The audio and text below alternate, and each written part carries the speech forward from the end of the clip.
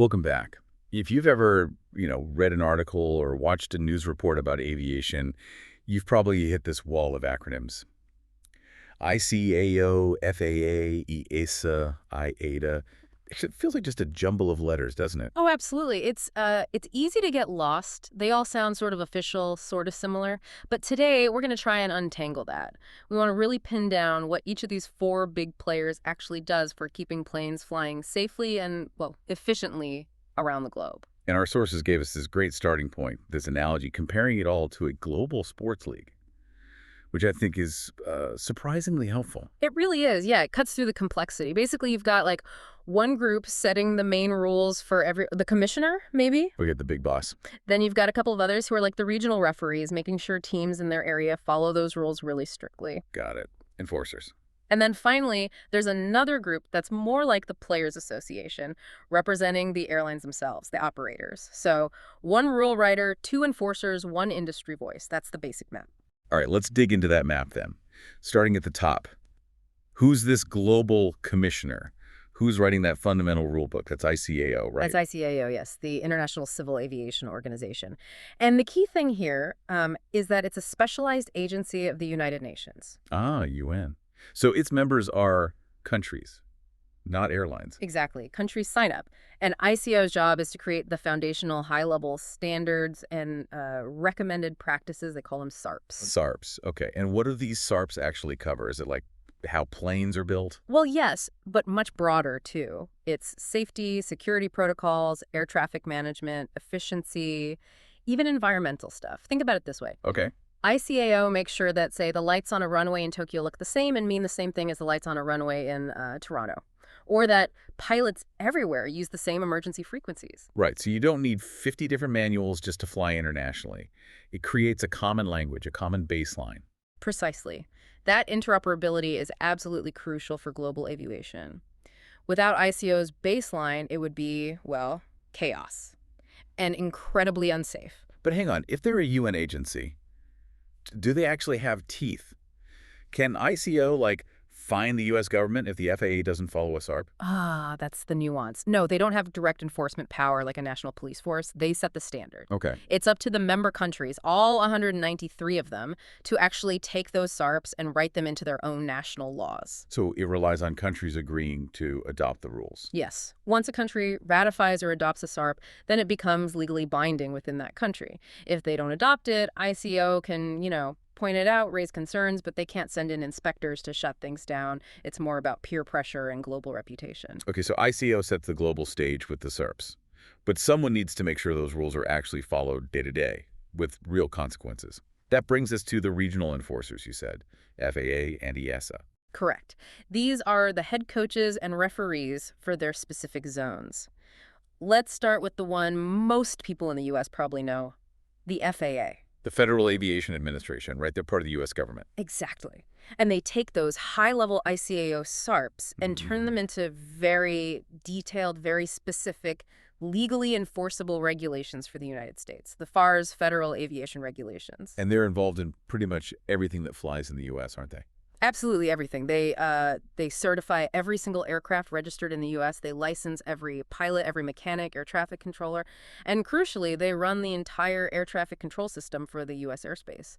Their authority within the U.S. is total. Okay, so that's the U.S. picture. Yeah. Now, across the pond in Europe, we have EASA, the European Union Aviation Safety Agency. Same idea. Broadly, yes, same core function, taking ICAO standards and making them enforceable rules. But the structure is, well, naturally more complex. Because it's not just one country. Exactly. The FAA is a single agency for one nation. EASA works across all the European Union member states, plus some associated countries. So it's creating common rules for a whole region, dozens of countries operating under one unified system. That sounds challenging. Politically, I mean. I imagine it involves a lot of meetings, but the benefit is huge. Once EASA makes a rule, it applies uniformly across that massive European airspace. Think about aircraft manufacturing, too. EASA is the one that issues the type certificate for a new European aircraft design, like, say, an Airbus model. Okay, so they approve European planes. What if Boeing wants to sell its planes in Europe? then EASA has to approve it too. They essentially validate the FAA's original certification, and vice versa. Actually, the FAA validates EASA's certifications for planes wanting to operate in the U.S. Ah, so it's a two-way street, a kind of double-check system for safety between the major regulators. Precisely. It builds confidence globally. So you have this key difference. FAA is national, EASA is multinational, but both are essentially translating the ICAO global rulebook into local enforceable law. Got it. Okay, that covers the rule makers and the rule enforcers, the government side of things. For regulators, yeah. But you mentioned a fourth player, one that's more like the Players Association. This takes us away from government, right, to IATA. Completely different category. Oh. Yes, IATA, the International Air Transport Association. Crucially, this is not a regulator. It's not part of any government. Okay, so what is then? It's an industry trade association. Its members are the airlines themselves. Think of them as the voice of the airlines. And it's a powerful voice, Yeah. judging by the numbers. Our sources that they represent something like, 300 airlines, covering over 80% of global air traffic. That's right, around 83%. So when IATA speaks, governments and regulators, well, they tend to listen. But IATA isn't making laws. Right, so what's their role? Lobbying. That's part of it, representing airline interests. But they also do a huge amount on the practical operational side. They look at the rules from ICAO, FAA, EASA, and work out the best, most efficient, most standardized ways for airlines to actually implement those rules globally. Give me an example. Okay, well, everyone knows they help standardize things like e-tickets, which was massive. But think about ground operations, too. IATA develops standard procedures for baggage handling, for cargo loading, for refueling, things that need to work the same way, whether you're in Dubai or Dallas. So they handle the nuts and bolts of making the global system work smoothly for the airlines. Exactly. They focus on the business and logistical side. How do you make this incredibly complex global network function as seamlessly and, frankly, as profitably as possible for the airlines involved? And they handle the money side too, right? Yeah. Like if I buy one ticket that uses 3 different airlines? Yes. That's another huge, often invisible function. IATA runs the clearinghouse, the financial settlement system that makes sure airline A gets paid its share when you fly a route involving airlines B and C. It's the backbone of global ticketing. Fascinating. So it really is a distinct role from the others. Totally distinct. You've got the government and UN bodies setting and enforcing safety rules, ICAO, FAA, EASA, and then you have IATA, the industry body, focused on operational efficiency and business standards within those rules. Okay, let's try to wrap that up neatly, the quick summary. All right, the nutshell version.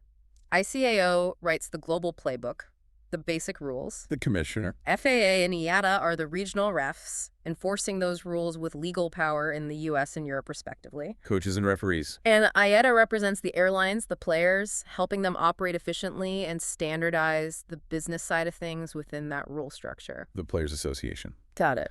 And knowing this, why should you, the listener, care? Well, understanding this structure, I think, gives you a much better appreciation for why flying is so incredibly safe. It's not by accident. It takes this multi-layered system of global standards, regional enforcement, and industry cooperation to make it work so reliably day in, day out. It shows the complexity behind just getting a plane from A to B across borders. Absolutely. And it also sets up a really interesting dynamic, which leads to a final thought, perhaps. Oh, go on. Well, think about it. You have ICAO, the UN body, pushing for ever higher safety standards, environmental protections, things that often cost money to implement. Right. More rules, more expense usually. And then you have IATA, representing 83% of global traffic, constantly pushing for efficiency, standardization, and keeping operating costs down for its member airlines. Profitability matters. So you've got safety versus cost, in a way, standards versus efficiency. Mhm. Those two groups must clash sometimes. You'd imagine they have some robust discussions, yes. Which raises the question. You have this powerful UN agency setting governmental standards and this incredibly influential industry body lobbying hard. When those priorities conflict, say, a costly new safety measure versus airline budgets, who really holds the most sway, how is that balance struck between pushing safety forward and keeping the global travel industry financially viable for airlines and affordable for us, the passengers? A constant negotiation, it sounds like. Something definitely worth thinking about next time you hear those acronyms. Thanks for breaking down that alphabet soup for us. My pleasure. It was a good dive.